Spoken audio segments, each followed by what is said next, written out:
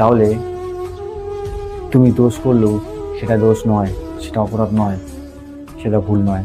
আর তুমি যদি গরিব হও, পোর হও, তাহলে তুমি দোষ না করলেও সেটা দোষ, সেটা অপরাধ, তার জন্য শাস্তি আছে।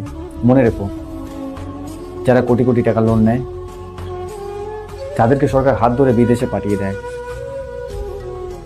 আমাদের দেশ থেকে। কিন্তু যদি গরিবলে 1-2 লাখ টাকা লোন নেয় আর সেটা পরিশোধ না করতে পারে, তার জন্য শাস্তি আছে, আইন ব্যবস্থা আছে, এবং তার বাড়িটাও দখল করে নেয় আমাদের সরকার। তাই টাকা ইনকাম করো, ফালতু কাজে সময় না দিয়ে। আমি এটাই বলবো, সময়টা খুব মূল্যবান, ভগবান পৃথিবীতে পাঠিয়েছে আমাদের, যাতে আমরা এমন কিছু কাজ করি এবং সেটা ইতিহাসে পরিণত করতে পারি।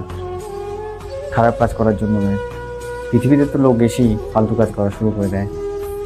বোঝো তুমি কে, তোমাকে কেন পাঠানো হয়েছে, কী উদ্দেশ্যে, সেই উদ্দেশ্যটাকে বোঝো এবং নিজের সফলতা অর্জন করো। জয় হিন্দ।